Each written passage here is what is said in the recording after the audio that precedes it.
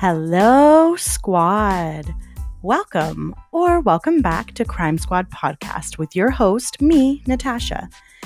I'm coming at you from London, Ontario, my home city. Crime Squad Podcast brings you weekly episodes featuring true crime in Canada, both solved and unsolved. Today's episode is going to focus on two missing persons cases where people seemingly vanished without a trace. And I explain a little anecdote of something that happened in my own life. Okay, squad, you ready? Let's get into today's episode.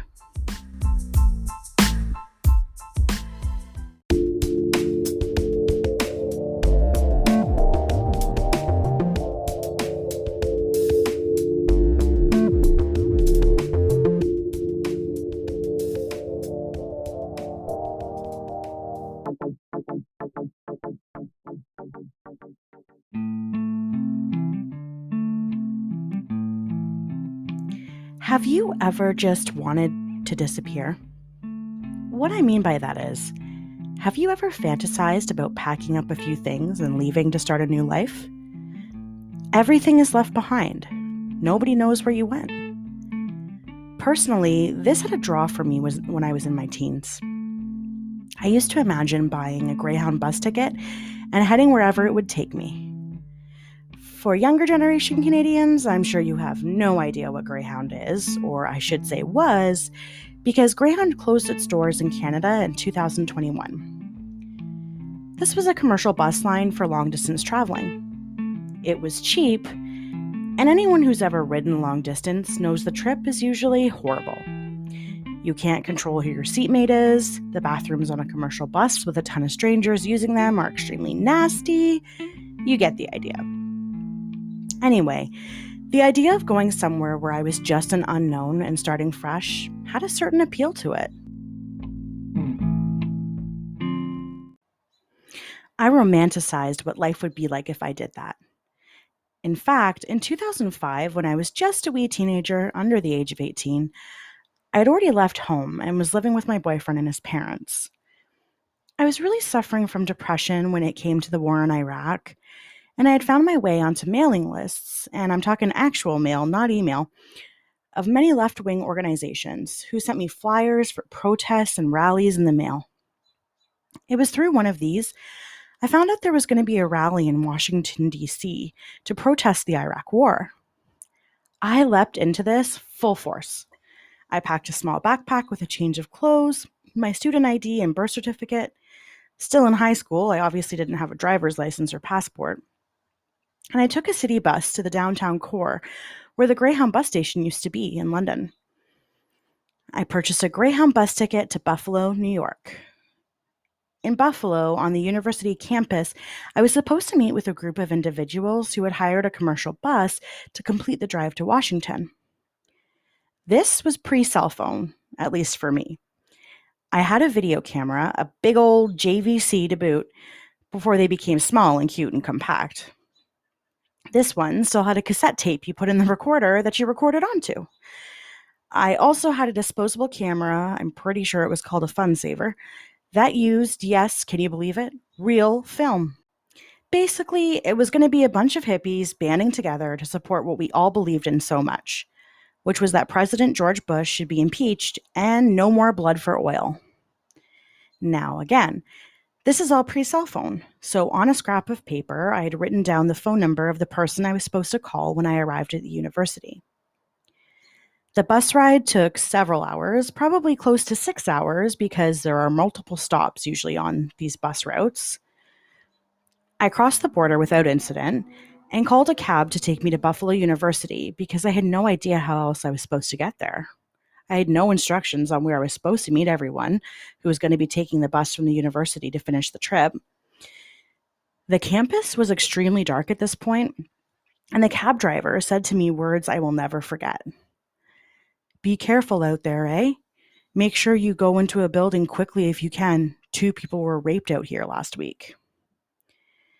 The gravity of what I was doing suddenly hit me. I was a 17-year-old kid, alone without any form of communication in a foreign country. Foreign to me anyway, as a Canadian.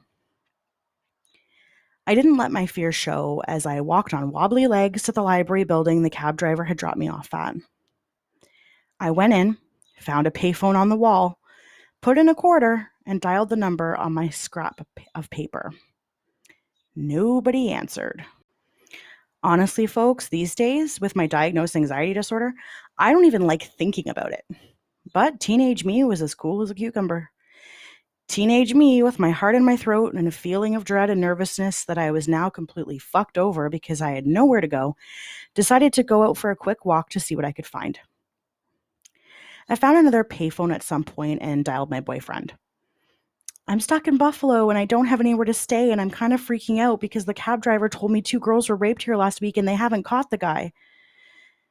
Obviously, everyone back home was panicked, but I said I would be okay and I would call them again soon.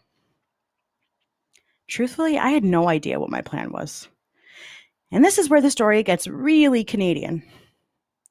So Tim Hortons is a cafe chain that started in Canada and slowly made its way to the US as years wore on.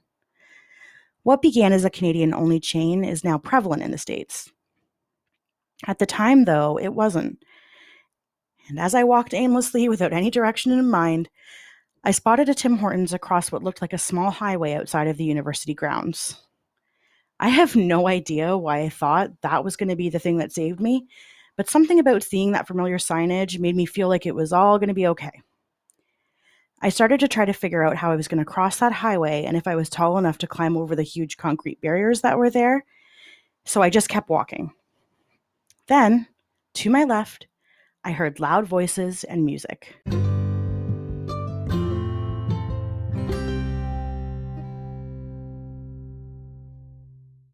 I looked over and saw a commercial bus parked with a ton of people standing around it.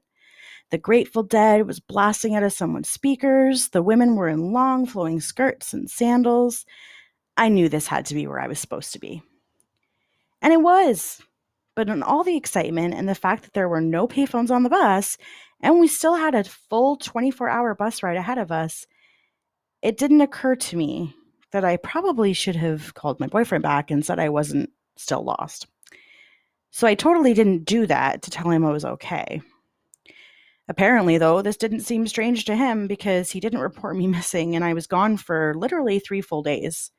1 full day at the rally and 2 just in travel time. Anything could have happened to me. And when I reflect on the many reckless things I did in my youth, I often think about how it could have played out instead. Missing person cases particularly haunt me. Yes, of course, all crime is horrible. But there's something about not having the closure with missing persons cases. My mind is very active in its imagination. And I have researched and continue to research the horrible things people do to each other. So I don't know if I could handle not knowing. How about you? Today's episode is going to explore several missing persons cases that have not been solved.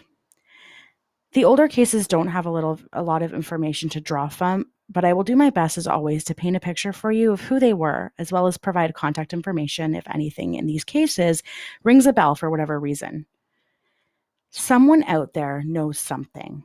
People do not simply vanish without a trace. You never know if the information you have could be a missing link. Let police and investigators decide that. Report it. Okay, squad, let's get into today's cases.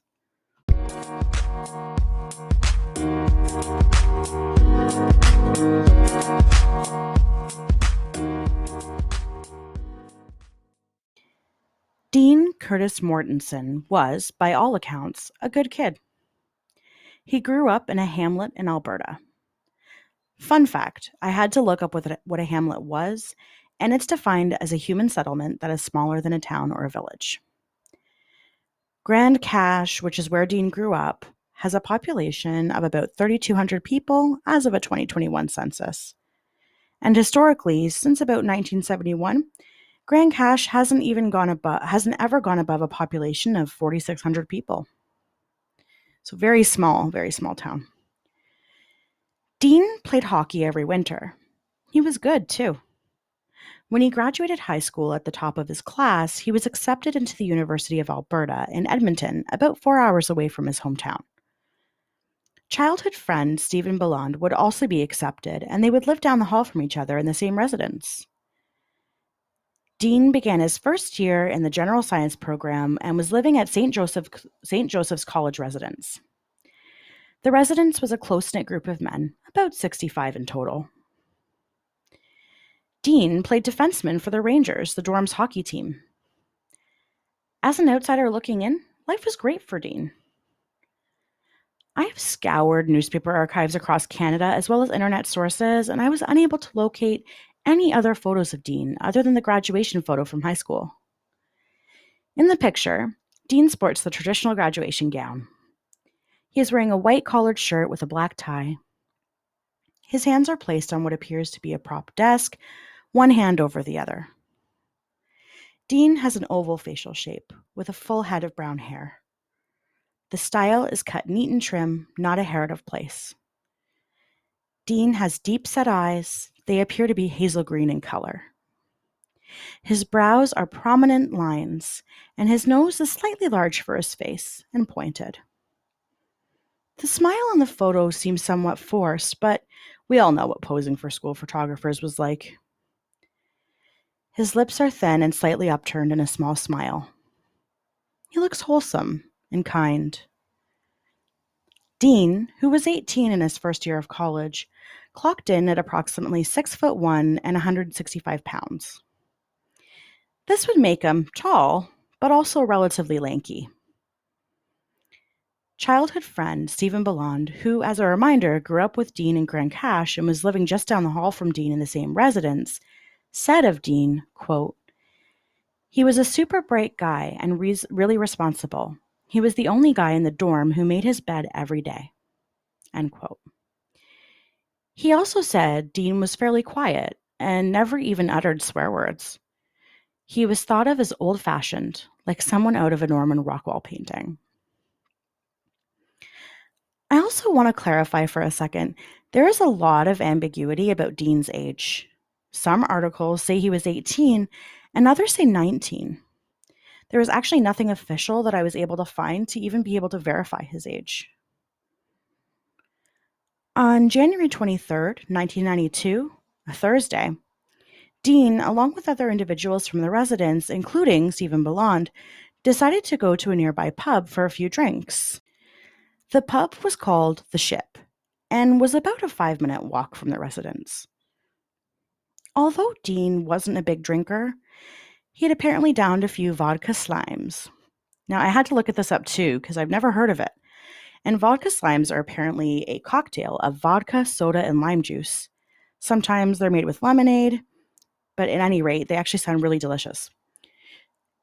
So Stephen, the friend of Dean, recalls that he made it an early night and he was in his own bed in his dorm room long before midnight. But Dean had decided to stay behind with two friends. Now, Dean did have classes the next morning of January 24th. His earliest class was at about 10:30 a.m. So he and a friend decided to leave the pub just after midnight, around 5 hours after they'd first arrived, so a pretty decent time there. The other friend wanted to stay just a little bit longer, and so he did. Dean and the one friend began walking back to their residence, and they just reached the Universiade Pavilion, which is also known by locals as the Butterdome, apparently due to its rectangular shape and bright yellow exterior. The friend Dean was with said he'd left something at the bar and he had to go back to get it. Dean opted not to follow his friend, but he said he'd wait for him at the Butterdome. So to set the stage here a little bit, because Alberta can be really cold, especially in the winter, the temperature just after midnight on January 24th was around minus 16 degrees Celsius, according to historical weather data. So that is obviously way below freezing. And to me, it just doesn't make a lot of sense that Dean would wait for his friend outside when the residence was so close. And I mean, where they were standing, it was like 100 meters away. But this is what happened, apparently, by all accounts. The friend said he would be right back, and he claims he actually ran back to the pub, found the item he was looking for, and then ran right back to the Butterdome. But there was one problem. When the friend got back to the Butterdome, Dean wasn't there. So, okay, let's be realistic. If I were that friend, we'd all had a couple drinks, I probably would have assumed Dean got cold and just went back to his dorm room. Um, and just to confirm, like clothing wise, at the time Dean was last seen, he was wearing blue jeans, a St. Joseph Rangers hockey jersey, a blue corduroy St. Joseph's baseball cap, Nike running shoes, and a blue and white Grand Cash Bantam hockey jacket. So, I mean, he was dressed for the weather, sort of, but not for minus 16. He would have been cold. The next morning, Dean missed his 10:30 a.m. class. And remember, Dean was really like a good guy. He was known as a diligent and responsible student, so this was completely out of character for him. Prior to class, Stephen, again, the longtime friend that he had known in Grand Cache, knocked on his dormitory door to try to wake him up because Stephen thought, maybe Dean overslept. He did have some drinks. He doesn't usually drink. But then Dean missed the rest of his classes that day into the afternoon. So Stephen actually became worried, and he reported this to an older student in the residence hall who had access to keys to enter rooms. He had the student open the door to Dean's room, and Stephen reports that the bed was perfectly made, and it didn't appear Dean had been back to his room at all the night before.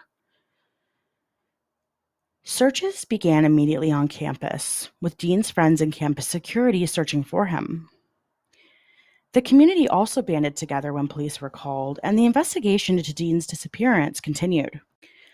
On January 31st, there was seemingly a break in the case. It was reported that a librarian had found a blue corduroy baseball hat with St. Joseph's insignia on it in a neighbor's backyard.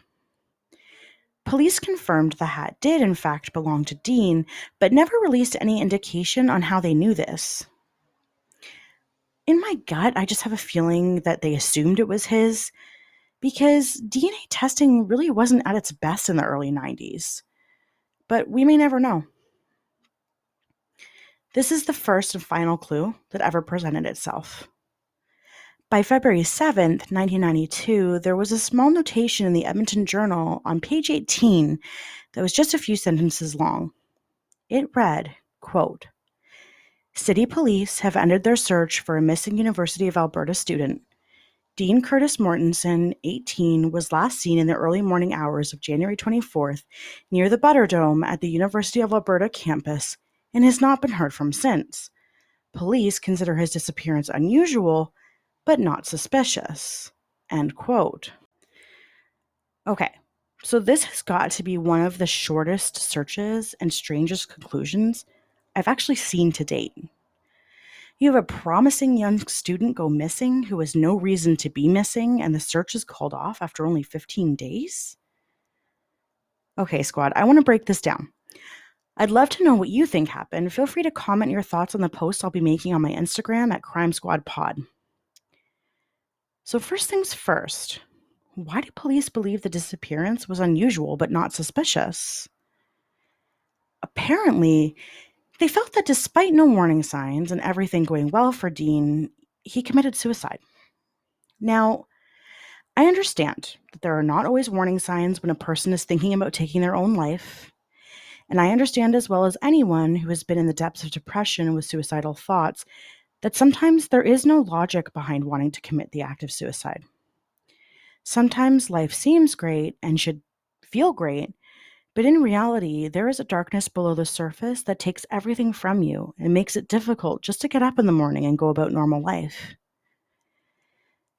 The thing of it is, though, that no body has ever been found.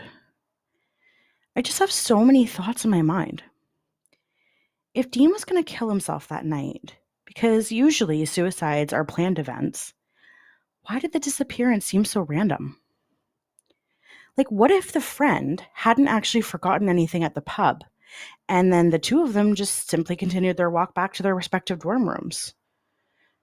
Was Dean planning to leave his room later that night for the final act? It just seems so random that he'd vanish in a mere matter of minutes.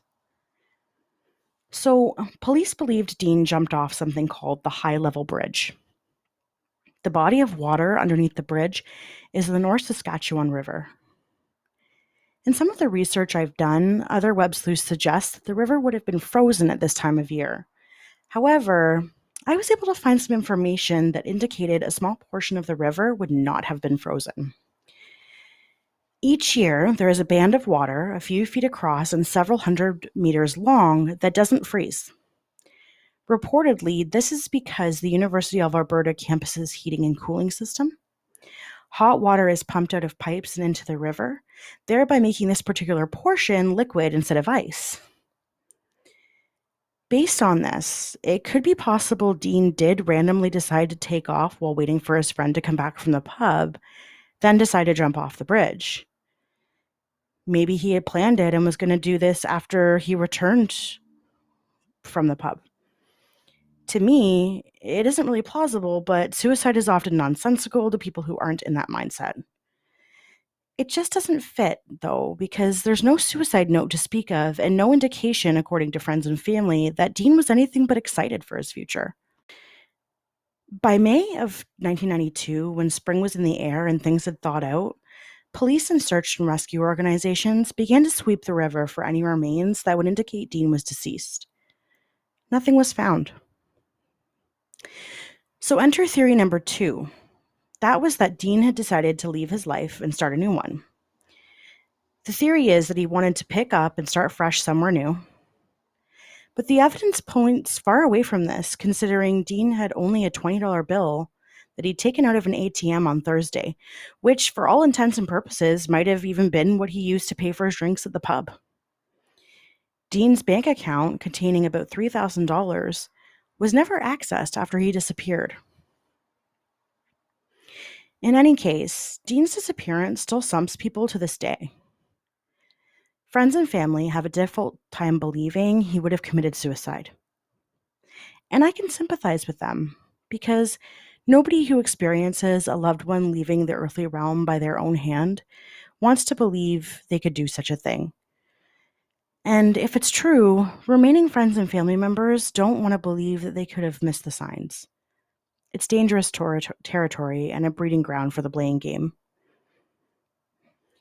The University of Alberta honors Dean with the Dean Mortensen Award. This award was created in memory of Dean.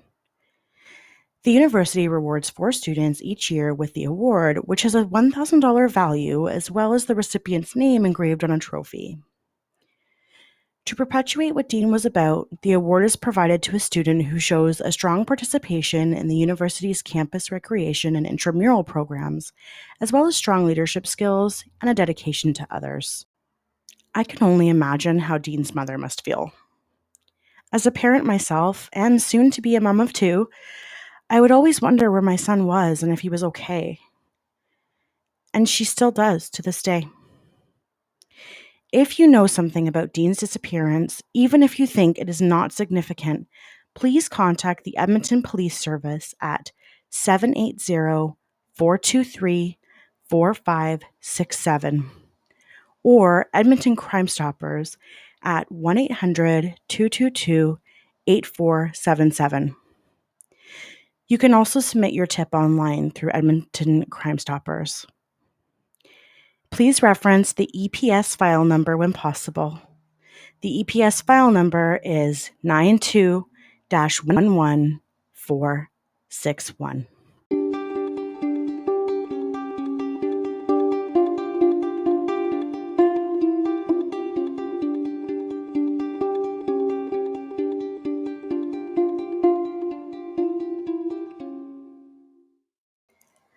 The pain of not knowing.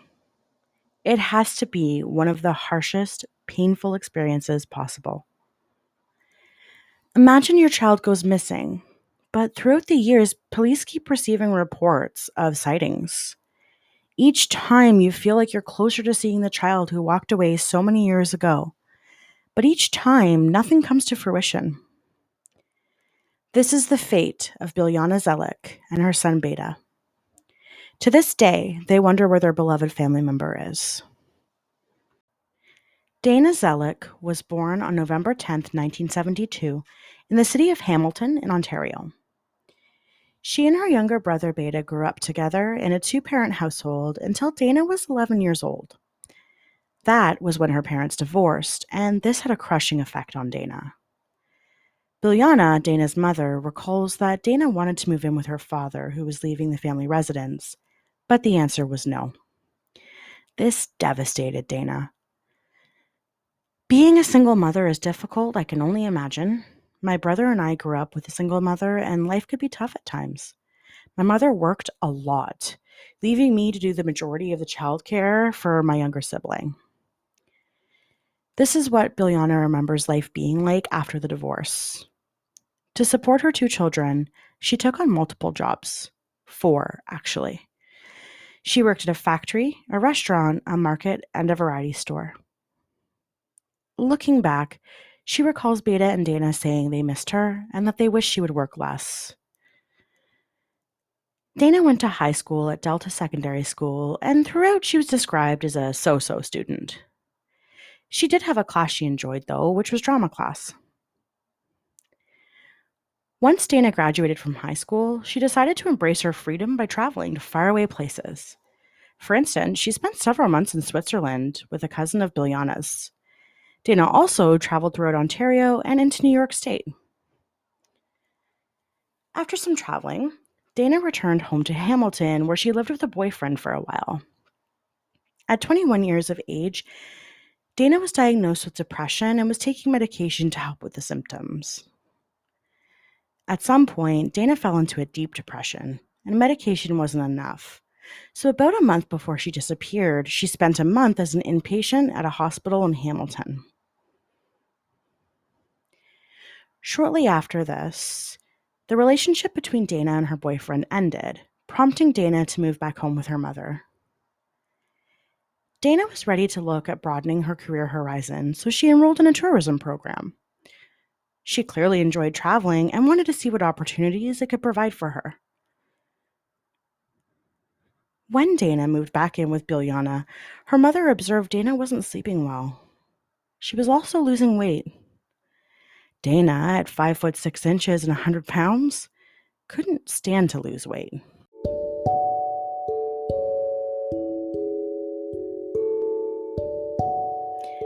When I look at pictures of Dana, I see a slight young woman. She has a round face and beautiful long brown hair.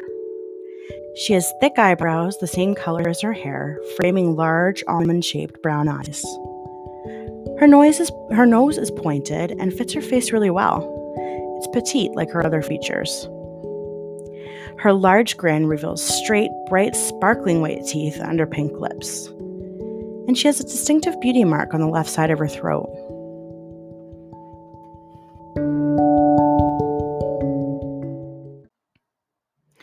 It was in the late night hours of August 30th, 1999, at the age of 26, that Dana mysteriously went missing. The events leading up to this were relatively normal. Biljana recalls sitting on the couch in the living room reading a book until approximately 3 a.m. Dana was asleep in her bedroom, but was oddly dressed in regular clothes. She was wearing a plaid shirt and jeans, and instead of being tucked into the blankets, Dana was laying on top of them. Biljana says she fell asleep between 2:30 and 3 a.m. and woke up at about 7:30 in the morning. Dana was gone. Initially, Biljana wasn't suspicious of this in and of itself. After all, Dana was 26 years old, and her medication and wallet containing her ID was still in the house. But as the hours and then days ticked by, Biljana was uneasy. She called police to report Dana as a missing person. Now, squad, this is where it gets strange, at least in my mind. As police began their investigation, Biljana, who was beside herself, began scouring local newspapers for any information she could find that might lead her to Dana. 2 weeks after she disappeared, as Biljana flipped through the pages of the Hamilton Spectator, she stopped on a page with a large photograph. I can only imagine the sharp intake of breath, the increase in heart rate, and the flush that would have hit her cheeks like fire. There, in the photograph of a Take Back the Night rally, was Dana. She had her head turned away from the camera, but it was unmistakable. A mother knows her daughter, even in photograph form. She was wearing the same clothes Biljana remembered her leaving the house wearing. In the photograph, Dana appeared to have her arms linked with another female, one Biljana didn't recognize. She immediately called the detective assigned to Dana's missing persons case, as a million questions ran through her mind. Why hadn't Dana reached out in that 2 weeks? Who was the woman she was with? Why was she in that rally? These questions, of course, weren't answered. Dana had still not made contact, and police didn't have the answers. There were a few more sightings of Dana in the early weeks of her being a missing person. Nothing ever panned out. In August of 2000, when Dana had been missing for a year, she called a male friend who lived in Hamilton. Somehow, according to sources, this male friend had no idea Dana was considered a missing person. In the conversation, she mentioned she was living in Mississauga. There was no other information about this. What we do know is that this phone call wasn't enough to locate Dana either, because she's still missing. The tips and sightings slowed down significantly after the first year. 20 years later, there was a big break in the case, but not in the way that you'd think. That photograph of Dana and the Spectator at the Take Back the Night rally? Well, when the Spectator ran a story 20 years after Dana's disappearance, the detective on the case was actually contacted by two women who said the photo wasn't of Dana and a mystery woman. The photo was of them. The detective then went to work confirming their identities, and after all this time, it was confirmed that photograph was never a picture of Dana. It really was the two women who came forward 20 years later. Now, in the 24th year of Dana simply vanishing without a trace, one question still remains. What happened to Dana Zelic?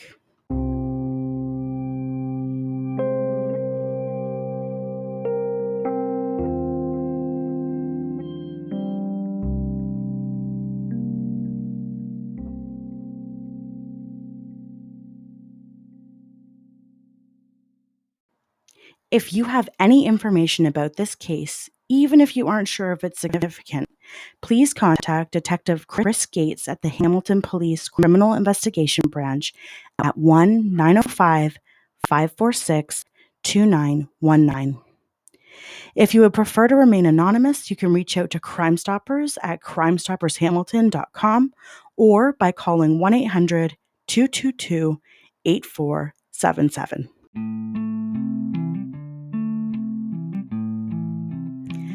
So that's going to do it, loyal listeners. I do thank you for tuning in to this week's episode of Crime Squad Podcast. As always, I will post photographs on my Instagram at Crime Squad Pod. Consider following, that would be great. Also, stay tuned because I do have a giveaway coming up with a couple of moose hide pins and my favorite, custom stickers made by a great little local business called Uniquely Paper Crafted. I'm so excited to pair with Erin to offer listeners a giveaway. Be sure to rate and subscribe wherever you listen to podcasts so you don't miss any of my weekly episodes. And as always, if you have an idea for a case you'd like me to cover, drop me an email at crimesquadpodcast@gmail.com or DM me on Instagram. And as always, remember, stay safe and be kind to each other. I'll catch you next week.